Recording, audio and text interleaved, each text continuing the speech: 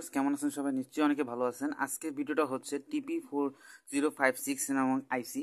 এই আইসিটার কাজটা হলো, সব থেকে অবাক করা বিষয়টা হচ্ছে এই আইসিটার মধ্যে বিভিন্ন রকম প্রকারের ব্যাটারি চার্জ দিয়ে থাকি আমরা। সাধারণত এই ধরনের ব্যাটারি সাধারণত 8cc মডেলের ব্যাটারি, এমনকি ছোটোখাটো ব্যাটারিও চার্জ করে থাকি।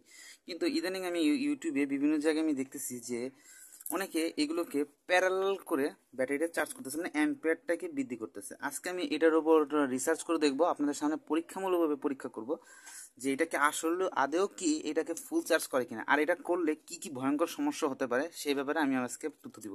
সো এর জন্য আমরা প্রথমে এই চারটা মডেল নিতেছি। তবে আমার কাছে যে ছোটো ছোটো এই ইলেকট্রিক্যাল ওয়্যারসগুলো আছে, এগুলোর মাধ্যমে আগে আমি এগুলোকে ঝালাই করে নিব। সো প্রত্যেকটাকে ঝালাই করার জন্য প্রথমে আমি এখানে সোল্ডারিং করে নিব।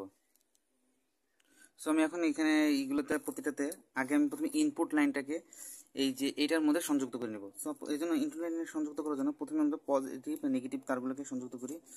একটু লক্ষ্য করলে বুঝতে পারবেন, সোল্ডারিংটাও দেখে নেন যে আমি কি সত্যি করতে পারছি কিনা। এই যে আমরা এখন এটা নেগেটিভটা কানেকশন করে দিলাম একটা। সো এরকমভাবে প্রতিটাকে আমরা কানেক্ট করতে থাকবো যাতে করে সব কিছু ঠিকমতো লাগানো যায়। এই যে এখন আমি এটা করলাম, একটা কমপ্লিট হলো। সো এটা আমি ইনপুটটা কেটে করতেছি। সো প্রতিটার ইনপুটটা আমি লাগিয়ে নিচ্ছি, আপনাদের সামনেই করতেছি। সো ভিউয়ার্স আমি প্রতিটা থেকে আমি সংযুক্ত করে ফেলছি তারগুলোকে। একটি দেখতেই পারতেছেন আমরা প্রতিটা তারকে সংযুক্ত করছি। আজকের এক্সপেরিমেন্টটা শুধু যে বললাম না যে একটা ব্যাটারিতে কত পার্সেন্টে চার্জ হবে, সো আমি প্রতিটাকে ব্যাটারিতে দেখাচ্ছি। সো আমরা এটাকে চার্জ করব আমার ভেরিয়েবল পাওয়ার সাপ্লাই দিয়ে, যেটাকে 5 ভোল্ট দিবে, যেটাতে অ্যাম্পিয়ার আমি কন্ট্রোল করতে পারবো। তার আগে ভিউয়ার্স আমি এই যে ইনপুট জ্যাকটাকে খুলে ফেলবো, কারণ এটা এখন আমার দরকার পড়তেছে না। সো এটাকে আমি কেটে ফেলবো, কারণ এটা পরবর্তীতে আমি সোল্ডারিং করে জোড়া লাগিয়ে নিব।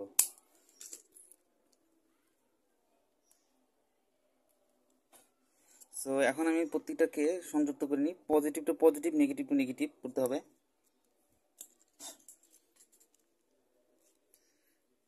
আসলে এটা আমি করে দেখাচ্ছি কারণ ইউটিউবে প্রচুর পরিমাণ ভিডিও রয়ে গেছে, যে ভিডিওগুলোতে আমরা দেখতেছি যে কিভাবে করে মানে ব্যাটারি চার্জার, যে মানে ব্যাটারি ক্যাপাসিটিকে দ্রুত গতিতে ফাস্ট চার্জ করা যায়।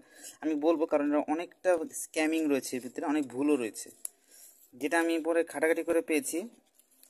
এখন আমি প্রতিটাকে একসাথে করে নিচ্ছি, ইনপুট একসাথে করে নিতেছি, পরে আমরা আস্তে আস্তে করে এটা বাড়াবো। সো এটা দেখেন আমি যে একসাথে করে নিলাম সবগুলো তার।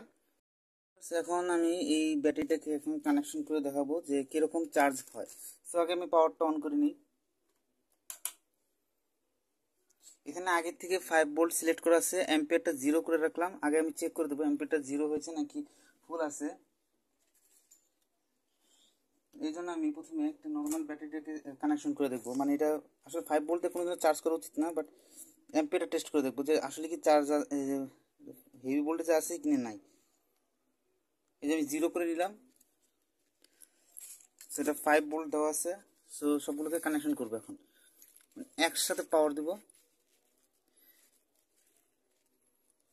এই দেখেন সবগুলোকে আমি কানেকশন করে দিচ্ছি, প্রতিটা চালু হয়ে গেছে, দেখেন প্রত্যেকটা চালু হয়েছে।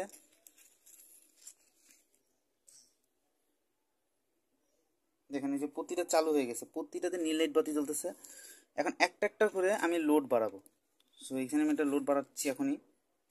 সুবিএস দেখতে পাচ্ছেন 5 ভোল্টে একটু বেশি আছে, 0.13, যেটা বলতে পারেন 5 মানে 5.01 বলতে পারেন। এখন আমি প্রতিটাকে কানেকশন আলাদা করে, এখানে দেখেন চারটা আছে, 1 2 3 4টার মতো আছে। সো এর মধ্যে আমি 18650 মডেলের ব্যাটারিটা কানেকশন করব। পজিটিভটা পজিটিভের সাথে কানেক্ট করে দেখব। প্রথমে এইগুলো কিন্তু আলাদা, এই তারগুলো কিন্তু আলাদা করে দিলাম, একটা দিয়ে আগে শুরু করতেছি। ইনপুট দিয়ে দেখব কত আসতেছে। সো এটা কানেকশন করার পর প্রথমেই বলে রাখি 111 মিলি অ্যাম্পিয়ার। সো এটা এই ব্যাটারিটা ফুল চার্জ আছে, সো আমি এটা চেঞ্জ করতে হবে আমাকে। সো ভিউয়ার্স আমার কাছে এই ব্যাটারিটা ছিল, ব্যাটারিটা চার্জ নেই, সো আমি এটাকে চার্জ করার চেষ্টা করব। সো এটা কানেকশন করে দিলাম। এটা এই মডেলটা আসলে আমার এই যেটাই বলি না কেন ফুল চার্জ, এই যে চার্জ হচ্ছে 500 মিলি অ্যাম্পিয়ারের ব্যাটারিটা চার্জ হচ্ছে। সো আমি এটা কমিয়ে 77 মিলি অ্যাম্পিয়ার আনলাম। এরপর আমি এর মধ্যে আস্তে আস্তে করে একটা পর একটা কানেকশন করব। এখন দ্বিতীয়টা দিলাম, দেখি এটা কী হয়।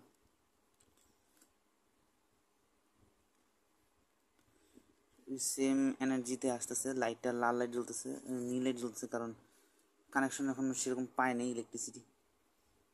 600 মিলি অ্যাম্পিয়ারে যাচ্ছে, আমি কমায় নিলাম। এরপর দ্বিতীয়টা কানেকশন করব। দ্বিতীয়টাকে আমরা এই সেম টু সেম এই জায়গাটাতে কানেকশন করে দিব, তারটাকে ঘুরিয়ে এই যে কানেকশন করে দিতেছি। তৃতীয় তারে 80 বা 75-এর মধ্যে গেল। অ্যাম্পিয়ারটা বাড়াবো, 800 মিলি অ্যাম্পিয়ারে যেতেছে। সো পাওয়ারটা কমিয়ে দিলাম। আবার সংখ্যা বাড়াবো, আর একটা সংখ্যা এই দেখেন। এখন সংখ্যা সবগুলোই কানেকশন হয়ে যেতেছে। এখন এটা পাওয়ার আসতেছে না, এই যে পাওয়ার আসে করছে, প্রায় 800-র উপরে যেতেছে, দেখতেই পাচ্ছেন। 800 মিলি অ্যাম্পিয়ারে 4 মানে একটা পুরো কাছাকাছি চার্জ হচ্ছে। এখন আমি এটাকে ফুল চার্জ করা হইতেছে, প্রতিটাতে খুব ভালো মতো চার্জ হচ্ছে। দেখেন 800। সো আমি এটাকে এখন 5 ভোল্টে রাখার চেষ্টা করব, প্রপার কনস্ট্যান্ট 5 ভোল্ট। দেখেন 1 অ্যাম্পিয়ার কাছাকাছি। একটা ব্যাটারিকে আমি 1 অ্যাম্পিয়ার দিয়ে চার্জ করতেছি। সো এটাকে চার্জ করা হইতেছে। সো এটা কি দেখতে পারতেছেন, পুরো ফুলভাবে চার্জ হচ্ছে। আমি পুরো ফুল চার্জ করতেছি, বিশ্বাস না হলে দেখেন, এই যে আমি ক্যামেরা দেখাচ্ছি, পুরো ফুল চার্জ হতেছে। 5 ভোল্ট কনস্ট্যান্ট ভোল্ট আসতেছে, প্রায় 4.6 ওয়াট, 1 অ্যাম্পিয়ারের মানে 5 ওয়াটের কাছাকাছি। সো এটা এখানে একটু সেফটি থাকার কারণে এখানে ভোল্টেজটা, আর এটা ভেরিয়েবল হওয়ার কারণে ভিতরে মনে করেন 1 অ্যাম্পিয়ারের কাছাকাছি যেতেছে। চার্জ হইতেছে, ফুল তাড়াতাড়ি চার্জ হচ্ছে। সো আমি এটাকে খুলে ফেলবো।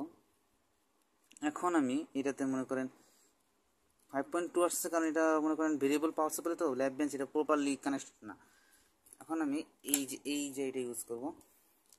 এটা ইউজ করার জন্য আমরা আগে পাওয়ার সাপ্লাইয়ের একটা মেশিন আছে ছোটো, ওটা মাপতেছি। দেন এই যে বন্ধুরা এটা আছে, এইটার মাধ্যমে আমরা মেপে দেখবো যে আসলে কি সত্যি কত পার্সেন্ট চার্জ হতেছে কি হতেছে না। সো ভিউয়ার্স, এটা হচ্ছে মনে করেন আমি এখন চার্জারটা লাগাইছি, এটা নীল লাইট জ্বলতেছে কারণ ঠিকমতো কানেকশন পাইতেছি না। সো আমি এটাকে এখন সরাসরি দেখুন, এটা মানে ফুল চার্জ হইতেছে আস্তে আস্তে।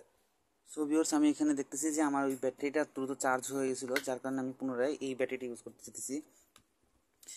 সো এটা লাগাই দিলাম। এই যে দেখেন ফুল প্রত্যেকটা ব্যাটারিতে চার্জিং কানেকশন এসে পড়ছে। এখন চলেন আমরা ব্যাটারির যে মডিউলটাতে লাগাইছি সেটা কী অবস্থা। সো ভিউয়ার্স, দেখতে পাচ্ছেন এটাতে অ্যাম্পিয়ার নিতেছে আপনার মনে করেন 1.14 মিলি অ্যাম্পিয়ার নিতেছে পুরোটা ব্যাটারি চার্জ করতে পুরোপুরি। সো আমি পুনরায় এটাকে খুলে আবার ওই আগের এসএমপিএসে বসিয়ে দেখবো যে কী হয় অবস্থাটা। এখন আমি এটা পুনরায় লাগিয়ে দিচ্ছি।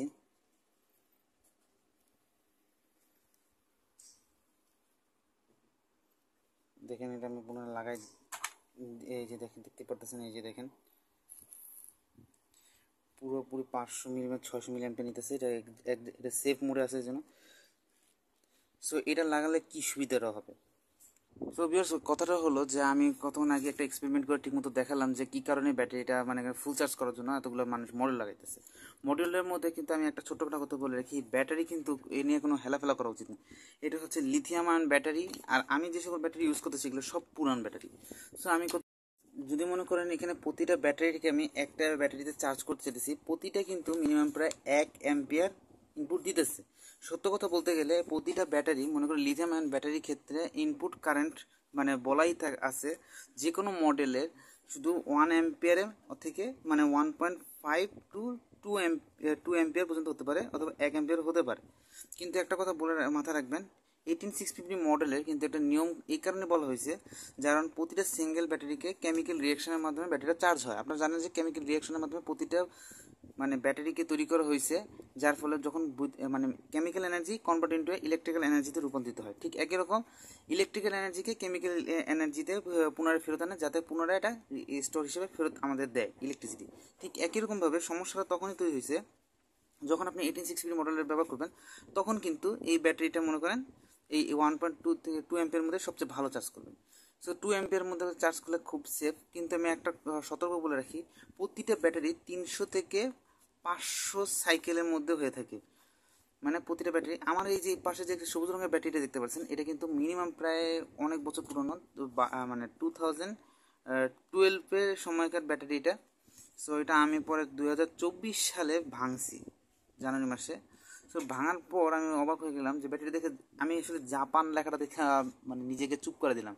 যাক, জাপানি ব্যাটারি পেয়েছি, এখন আর কোনো চিন্তা নেই। কিন্তু একটা সাবধান থাকবেন যে এই ধরনের সমস্যা কিন্তু বড় রকম সমস্যা। যদি আপনি মনে করেন এই ব্যাটারির মধ্যে যদি সাইকেল কিন্তু 300 থেকে 500 মতো হয়ে থাকে, অনেক সময় হয় কি যখন এটা অনেকগুলো এই যেরকম প্যারালাল কানেকশন অবস্থা থাকে তখন কিন্তু সেরকমভাবে ব্যাটারি এনার্জিটা শেষ হয় না। তখন 70% থাকে, 30% শেষ হয়, যেটা হওয়ার কারণে মানে বিএমএস থাকার কারণে এই ব্যাটারিটা সেফ থাকে।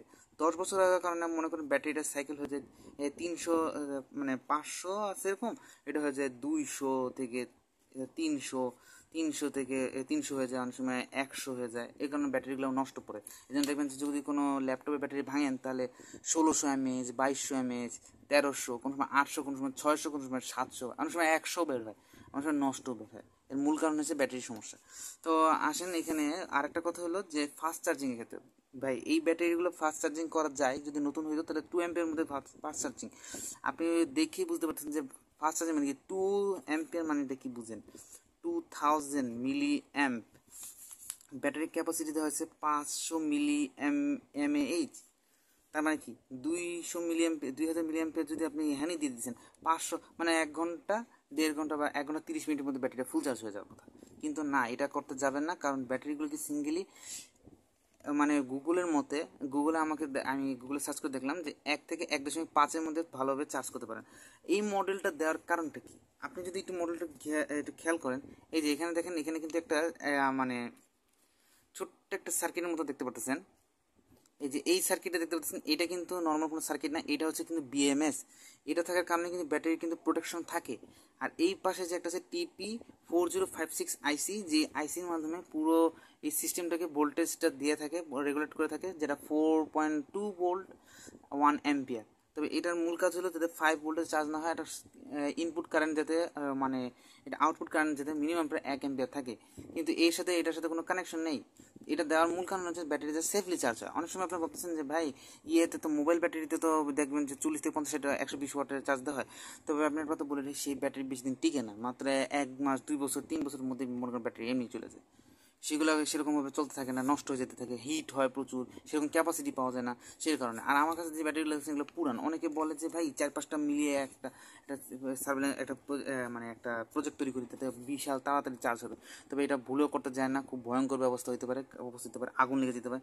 তার আগে আমি কয়েকদিন আগে একটা ভিডিও আপলোড করছিলাম, একজন বলছিল এর কোনো ভিডিও হইলো, মানে এইগুলোতে মানে গরম হইতেছে, তার কাছে এটা কোনো কিছু মনে হইতেছে না, এটা এত পরিমাণ হিট প্রডিউস করতেছে, মোম গলায় ফেলতেছে, এত গরম হইতেছে, আচ্ছা যে কোনো মধ্যে কাট হয়ে যেতে পারে। সেটা কোনো তার কোনো খেয়ালই ছিল না, সে বলে এটা কোনো ভিডিও হলো, এরকম বলে ইগনোর করে চলে গেলো। এটা আমার কোনো ব্যাপার না, সেটা সে বুঝতে চায় নাই, তার কারণ তার আনসেফ থাকতে পছন্দ লাগতে পারে। সো এই ধরনের ব্যাটারির সাথে কোনোদিনও হেলাফেলা করবে না। এটা কোনো লেড স্টোরেজ ব্যাটারি না, লেড স্টোরেজ ব্যাটারি কোনোদিন বিস্ফোরিত হয় না, এটা গ্যাস বাড়িয়ে পুড়ে যায়, নয়তো গলে যায়। কিন্তু এটা লিথিয়াম আয়ন ব্যাটারি, এটা যদি ফাটে আপনার হাত কিন্তু পুড়ে ছাই হয়ে যেতে পারে, এরকম শক্তিশালী ব্যাটারি। কিন্তু এর সাথে কোনোদিনও হেলাফেলা করবেন না। এই ধরনের বিএমএস এরকম 4-5টা একসাথে না করাই ভালো, কারণ তৈরি যখন যে যে কোম্পানি তৈরি করছে সে তো জানে শুনেই তৈরি করছে নাকি। আর আপনি অনেকে বলতে পারেন যে ভাই এই পাওয়ার ব্যাংকের মধ্যে থাকে অনেকগুলো ব্যাটারি একসাথে থাকে, তখন সে পাওয়ার ব্যাংকের কথা বলতেছে আপনাদের। সো এই যে দেখতে পাচ্ছেন পাওয়ার ব্যাংকের একটা সার্কিট দেখাতেছে আপনাদের, এই যে পুরোনো পাওয়ার ব্যাংকের সার্কিট, সেটা ময়লা হয়ে গেছে, অনেকদিন ইউজ করি না, পরবর্তী ভিডিওতে ইউজ করে দেখাবো। এই সার্কিটের মধ্যে কিন্তু দেখেন ট্রানজিস্টার থেকে শুরু করে সব কিছু আছে, মসফেট আছে।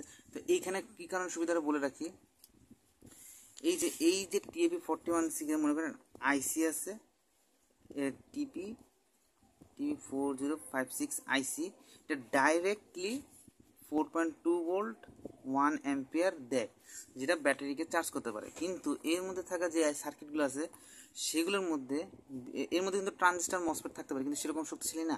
কিন্তু একে তৈরি করা হয়েছে, আইসিটা থাকে, বাট এর মধ্যে এক্সট্রা মস লাগানো হয়েছে। মসফেট মানে হচ্ছে মসফেট, এটাকে পিএমডব্লিউ সিগন্যালের মাধ্যমে এটাকে 4.2 ভোল্ট যত অ্যাম্পিয়ার পার দিতে পারে, 500, যে মনে করেন 500 মিলি অ্যাম্পিয়ার থেকে 500 মিলি অ্যাম্প, 1 অ্যাম্প, 3 অ্যাম্পিয়ারে বা 4 অ্যাম্পিয়ারে চার্জ দিতে পারে। এর মধ্যে বিল্ডিং সার্কিট আছে, দেখতে পাচ্ছেন।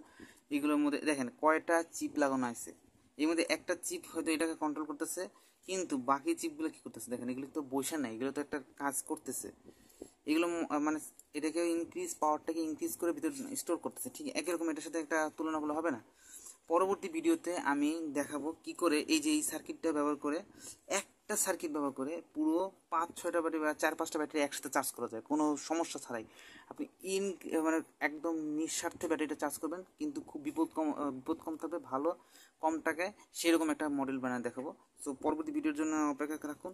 তবে হ্যাঁ, একটা কথা বলে রাখি, প্লিজ পুরোনো ব্যাটারির ক্ষেত্রে 100% চার্জ করার চেষ্টা করবে না। পুরনো ব্যাটারি কিন্তু খুবই বিপজ্জনক, কিন্তু হিট তৈরি করে, অনেক সময় বিস্ফোরিত হতে পারে। সো এটার জন্য সেফ থাকা যায় 80% ইউজ করতে পারেন, ব্যাটারি চার্জ করতে পারেন, বা এই কারণ ফুল চার্জ করা নাই ভালো। আমি অনেকভাবে দেখছি, যখন আমি যে ব্যাটারিটা কালেক্ট করছি তখন আমি এটাকে জোর জবরদস্তি করে ফুল চার্জ করছি। তারপর দেখি অস্বাভাবিকভাবে প্রায় সারা রাত এটা গরম ছিল, গরম ছিল, ঠান্ডা হইতেছিল না, কারণ আমি অস্বাভাবিক ভাবলাম যেটা গরম হইতেছে কেন।